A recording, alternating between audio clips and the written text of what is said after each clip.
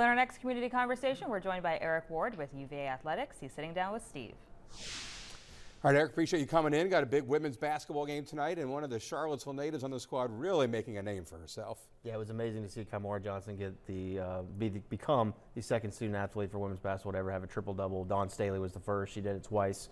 She wound up to do okay. Yeah, right? She had a pretty good playing career, but it's really amazing to see such a short list for that company. It's great for her, and especially being from here, and only a sophomore, so more to come. But yeah, the team's playing Cal tonight. Should be a really good game, and then Stanford on Sunday. Hard to believe we're already at the final home game of the regular season. Two good tests. Hopefully we can get through these and try to finish the season strong. Speaking of kind of wrapping things up in the home stretch, senior night for wrestling. Yeah, our last duel is tomorrow night. They're playing at the AFC, competing at the AFC this week. So they are rounding into their postseason form as these winter sports start to wrap up. Team's been pretty good recently. They've had some really dominating wins, so hopefully they keep that momentum rolling for the postseason stretch run. Winter sports wrapping up, of course, means spring sports are getting started, and softball hopefully gets into the swing of things on Saturday. Yeah, you know, they were supposed to start today, but had to kind of shift their schedule, so they're going to get going on Saturday. Over the weekend, they actually had a really amazing tournament down in Clearwater. It was the top tournament of the entire season, at least in the regular season. Many of the great brands in college softball competed. It was awesome to see UVA hold their own in the competition.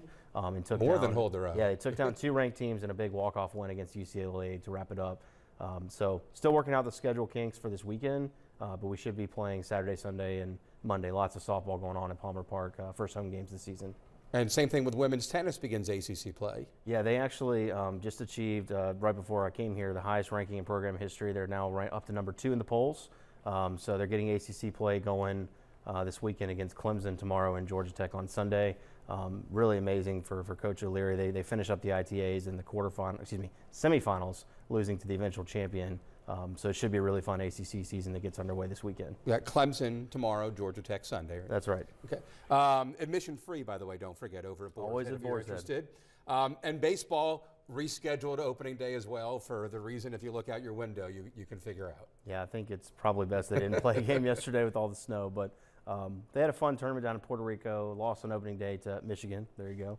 But a couple of really good wins. Pitching staff looked really great, so we're excited to see them get going. They're in Round Rock this weekend in Texas for a really big tournament to kind of get going with conference play here in a couple weeks. So they schedule really tough in the non-conference. First top 10 matchup of the college baseball season tomorrow against Oregon State, and then we'll get going with VMI here for our home opener at the Dish on Tuesday. And of course, kids always get in free to the baseball games. It's one thing that's very passionate about with baseball. We love it. It's always great to see the kids out there, and it'll be a continued tradition this season. All right, Eric, appreciate it as always. Thanks, Steve. Aaron.